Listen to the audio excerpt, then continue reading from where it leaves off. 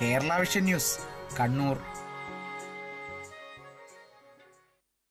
വാഴക്കൃഷിയിലെ കീടശല്യം ഒഴിവാക്കാനായി നട്ടുപിടിപ്പിച്ച ചെണ്ടുമല്ലി പൂത്തുലഞ്ഞു. കാസർഗോഡ് തൃക്കരിപ്പൂരിലാണ് പെരുങ്കളിയാട്ട ഒരുക്കത്തിന്റെ ഭാഗമായി വാഴക്കൃഷിക്കൊപ്പം ചെണ്ടുമല്ലി കൃഷിയും ആരംഭിച്ചത്.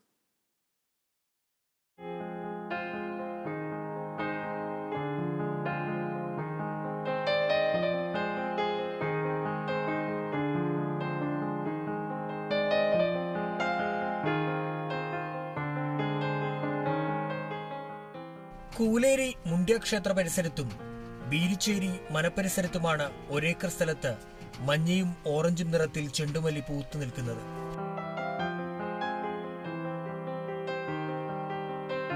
ഇരുപത്തഞ്ച് വർഷങ്ങൾക്ക് ശേഷം 2025 പെരുങ്കളിയാട്ടം നടക്കുന്ന തൃക്കരിപ്പൂർ ശ്രീരാമ വില്യം ഘടകത്തിന്റെ പരിധിയിൽ വരുന്ന ഒളവറ മുണ്ട്യക്കാവ്, കൂലേരി മുണ്ട്യ, കുറുവ പള്ളിയാറ, തടിയൻ കൊവ്വൽ മുണ്ട്യ, പടന്ന മുണ്ട്യ എന്നിവിടങ്ങളിൽ അന്നദാനത്തിന് കറിയൊരുക്കാൻ ജൈവകൃഷി കമ്മിറ്റിയുടെ നേതൃത്വത്തിൽ വാഴകൃഷി നടത്തിവരികയാണ്.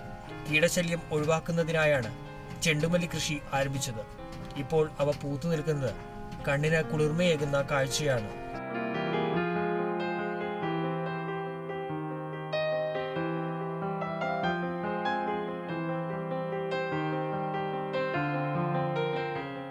ഓണത്തിന് അനുബന്ധിച്ച് കൊടുക്കുകയാണെങ്കിൽ നല്ലൊരു വില കൃഷിക്കാർ പുറത്തുനിന്ന് കൊണ്ടുവരുന്ന അത് നല്ല റേറ്റ് നമുക്ക് കിട്ടും.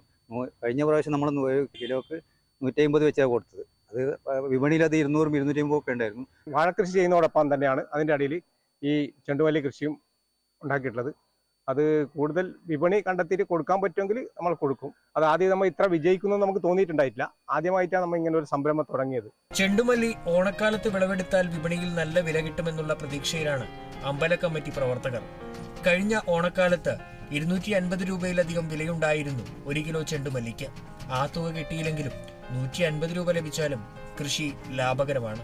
Kerala Vision News, Kasaragod.